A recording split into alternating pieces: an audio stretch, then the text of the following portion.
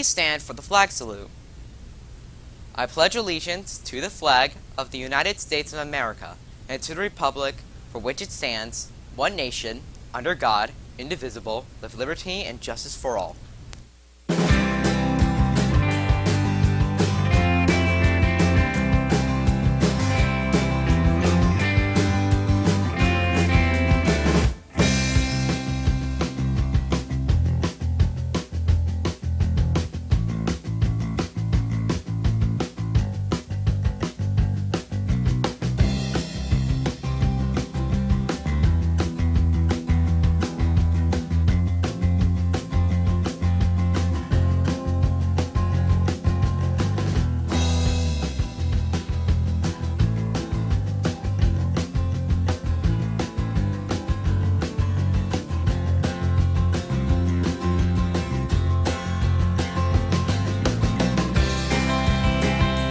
Good morning and welcome to RPtv. Today is Friday, April 22nd, 2022.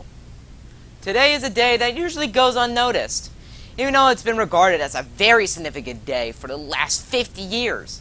So we're here to remind you that today is Earth Day. Callie has that story. Earth Day was founded in 1970 as a day of education about environmental issues. The holiday is now a global celebration that's sometimes extended into Earth Week, a full 7 days of events focused on green living and confronting the climate crisis. Earth Day began as a national teach-in on the environment and was held on April 22nd to maximize the number of students that could be reached on university campuses.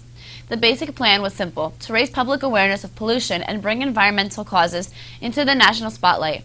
By the early 1960s, Americans were becoming aware of the effects of pollution on the environment. Rachel Carson's 1962 bestseller, Silent Spring, raised concerns of the dangerous effects of pesticides on the American countryside. Later in the decade, a fire on a river in Cleveland shed light on the problem of chemical waste disposal. Until that time, protecting the planet's natural resources was not part of the national political agenda. Factories pumped pollutants into the air, lakes, and rivers with few legal consequences. Big gas-guzzling cars were considered a sign of prosperity. Only a small portion of the American population was familiar with, let alone practice, recycling. The first Earth Day was effective at transforming the public attitudes. Public opinion polls indicate that a permanent change in national priorities followed Earth Day 1970. When polled in May 1971, 25% of the U.S. public declared protecting the environment to be an important goal. During the 1970s, a number of important pieces of the environmental legislation were passed, among them the Clean Air Act, the Water Quality Improvement Act, the Endangered Species Act, and the Toxic Substance Control Act. Another key development was the establishment of the Environmental Protection Agency, which was tasked with protecting human health and safeguarding the natural environment, air, water, and land. Earlier this week, the residents of Clark, New Jersey, demonstrated their anger and frustration over the recent actions of their mayor and town council. Let's go to Alana for that report. Monday night, Clark residents condemned Mayor Sal Bonaccorso and the Township Council, rightfully angered over their decision to quietly pay hundreds of thousands of dollars to a whistleblower to conceal recordings that captured the mayor and police brass using racial slurs. Around 60 people turned out during the first formal council meeting since the explosive recordings came to light. Some demanded Bonaccorso's resignation and blasted the township's attempt to cover up the recordings, saying town leaders have damaged Clark's reputation and abused taxpayer money. As residents blasted them, Bonaccorso and Clark's 7 council members offered no explanation to the public. NJ Advance Media last month published audio recordings made by a whistleblower who captured Bonaccorso, Police Chief Pedro Matos, and Internal Affairs Sergeant Joseph Teston, referring to black people with the N-word, among other racial words and phrases. Now it's time for announcements. The Roselle Park Department of Recreation has an open registration for all high school students who want to participate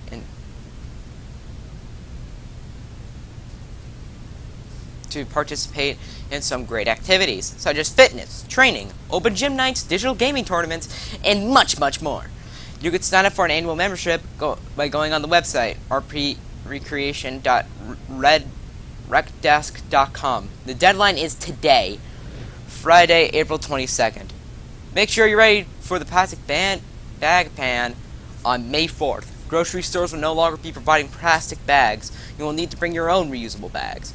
Joe's Rotisseria is hiring dishwashers and someone to answer the phone and take orders. Please call Joan at 917-669-7636 for more info or in person to fill an application. 547 Westfield Avenue, West Roselle Park. French Club will meet in room 3 at 2:40 p.m. at Thursday, April 28th. Art Club and National Art Honor Society will meet today after school in room 102. RPS Marching Band Color Guard Open House, April 28th, 6:30 p.m. at the RPHS Blacktop. All are welcome to join regardless of ability or past experience. Interested? Come and try out for yourself at our open house. Please join us for a senior class car wash fundraiser, Saturday, April 23rd, 9 a.m. to 3 p.m. at Roselle Park High School. Donation accepted. All proceeds will support project graduation.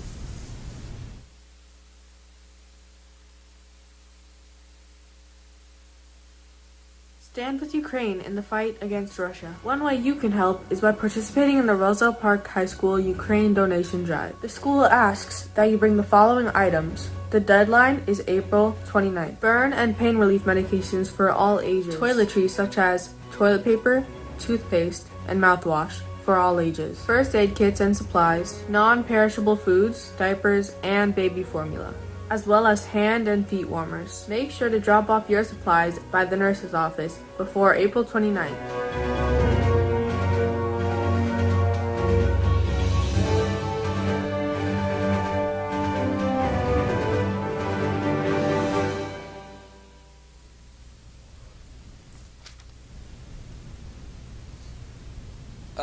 If you check out the Union County Courthouse, you'll find that it is not just a place for lawyers, court cases, prosecutors, and defendants. It's also a place for wildlife. Callie has the details. Birdwatchers and nature fans can now enjoy Union County's free Falcon Cam livestream on a new website at ucnj.org/falcon. The new site features live inside-outside views of the falcon nest on the roof of the courthouse tower in Midtown Elizabeth, along with news, updates, factoids, and other information about the bird, known for its high-speed dives of more than 240 miles per hour.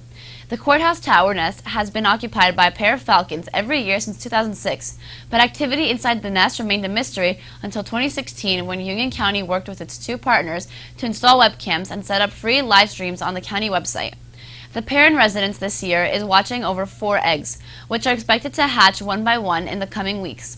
Along with the free live stream, the new Falcon Cam website includes educational resources for teachers to download and use in their classrooms.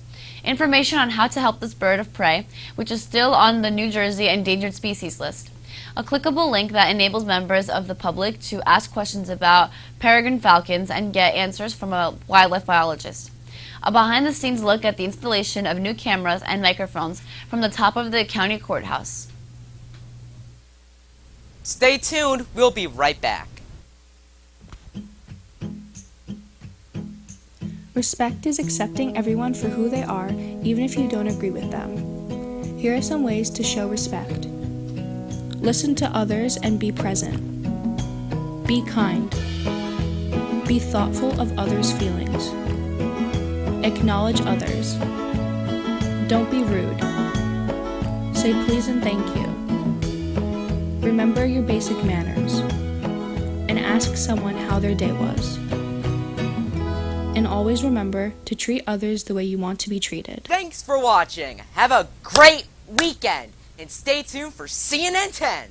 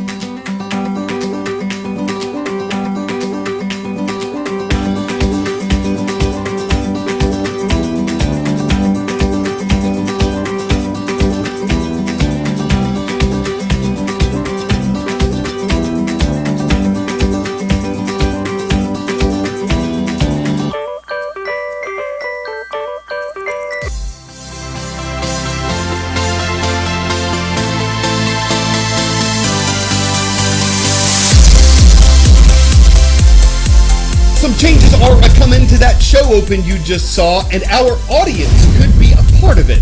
Details are coming up in just a few minutes. I'm Carl Azus, delivering your Friday edition of CNN 10. A U.S. government rule requiring masks on public transportation is up in the air. Right now, Americans do not have to cover their faces on planes, trains, buses, and ride shares. That's because of a federal judge's ruling earlier this week that struck down the Biden administration's mask mandate for public transport. The court ruled that the Centers for Disease Control didn't have the authority to require people to wear masks. On Tuesday, when he was asked about whether people should keep wearing masks on planes, President Joe Biden responded, quote, "That's up to them." But Wednesday night, his administration said it would appeal the court's decision. Officials say the CDC had determined that a mask mandate for travelers was still necessary to protect the public health against COVID-19. So what happens next? Well, after the mandate was struck down, many U.S. airlines and public transit systems made masks optional. They still are. Travelers in the U.S. won't be required to wear them again unless an appeals court overturns the lower court's decision. But no matter what it decides, this case could eventually get to the U.S. Supreme Court, and it has ruled against some of the government's COVID-19 requirements in the past. Last month, before any of this happened, several major airlines had asked the Biden administration to get rid of its mask mandate. United was one of them, and its CEO now says he thinks it's unlikely that one will come back anytime soon. 10-second trivia. The equator runs directly through which of these countries? Kenya, Tanzania, Nigeria, or Ethiopia? All of these countries are close to the equator, but only Kenya is actually crossed by it. The Great Pacific Garbage Patch is probably the best-known collection of litter in the ocean. It's located between Hawaii and California. It extends below the ocean's surface and contains particles of everything from styrofoam cups and bottle caps to fishing nets and microplastics, tiny pieces of trash. But this isn't the only place where garbage collects in the sea. New research is being done on and around the coast of Kenya in the western Indian Ocean to get a sense of plastic pollution there and to devise new methods of dealing with it. The ancient city of Lamu, a popular part of the northern coast of Kenya, but the Indian Ocean brings more than just tourists to the Lamu archipelago. Tons of marine litter is also washing up on these shores, mostly plastic. They pick up what they can, but more keeps coming. It was manufactured in Indonesia. Definitely, I've never seen this being sold in Kenya. Fast Clean, never seen this. That's not a brand from here. That's not a brand that's sold over here. Manufactured in China. China. Nestle noodles, don't recognize them over here. Kenya banned single-use plastic from protected areas, including beaches, but they're still being manufactured locally and piling up all over the coastline, a major headache for the local government. We're more receivers of the plastics than the givers of the plastic. This plastic is dumped elsewhere and drifts to our shores. I guess we're a magnetic place, and we hope we can also attract good things and not just junk. Biti, who calls herself Mama Plastiki, has been collecting that junk from her community for 35 years, but there's nowhere to take most of it. We don't have a market for this plastic, so it has slowed us down a little. We had 2 people working on this, but we ran out of money, so we're stuck with it. Even this better funded effort to clean up plastic from around Lamu is barely scratching the surface. The mountains of plastic waste just keeps growing here on the Kenyan coast and is threatening the oceans, the mangroves, and the tourism industry here.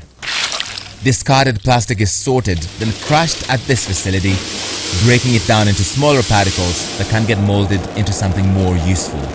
This is incredibly strong. This is a product of sorted, crushed, and washed plastics. They give this. And it could revolutionize construction. This one gonna revolutionize where timber is used. We can innovate and put whatever is lying in their backyards to something useful. These boats are leading a scientific expedition to study the impact of marine litter on the East African coast. Its organizers, the Flip Floppy Project, say this is the first time such research is being carried out on this part of the West Indian Ocean. The scientists are measuring the presence of nano, micro, and macroplastics in the ocean. What do you hope to learn from the samples you're collecting? For the first time, we'll be able to understand how deep can you still find plastic pollution. Most focus has been on the surface. Now I want to understand, because actually even most of the organisms, they live underneath. By 2050, without intervention, there will be more plastic than fish in the ocean, the UN has warned. Some of it may build the next sailing boat like this one, made entirely of flip-flops, but most of it just suffocates marine life and coastal communities. Someone needs to pay for this. This is not something that these communities and us as local organizations can support and solve. Yes, we are contributing to it, but it's a global problem. It's no different to climate change in that respect. Residents here are doing every bit they can to tackle a global problem at the local level. For the first time in more than 10 years, Netflix has lost subscribers. The US-based streaming service and production company has been struggling in 2022. It had been expected to add 2.5 million subscribers in the first 3 months of this year. Instead, Netflix lost 200,000 subscribers, and its stock, as a result of that announcement this week, took a nosedive on the market. It dropped 35% on Wednesday alone. Netflix still has more than 221 million subscribers around the world. It's still profitable. The company made $1.6 billion in the first part of this year, but that's down from $1.7 billion in the same period last year. Why is this happening? Consumers are fatigued, I think, with all the streaming options that are out there and an environment of rising inflation. Everything is more expensive. Cutting back on streaming services is a natural thing to potentially do if you're worried about when you go to the grocery store or order groceries online and how much more expensive everything that you need to eat and live on a daily basis, which is not Netflix exactly, is rising and going higher. So I think that is potentially a problem. And then that crackdown on password sharing is also likely to hurt Netflix because it shows that there aren't really as many paying consumers as Netflix would like. I've always thought our show open, like Fridays, is awesome, but it's been the same for 5 years now, so we're working on an update. Parents and teachers, CNN 10 is looking for original artwork featuring the number 10 to use in our new show opening. We're particularly interested in creative number 10s that illustrate something cool about the place where you live. If you'd like to take part, please send a photo of your artwork to cnn10@cnn.com with your name, location, and best way to contact you through email or phone number.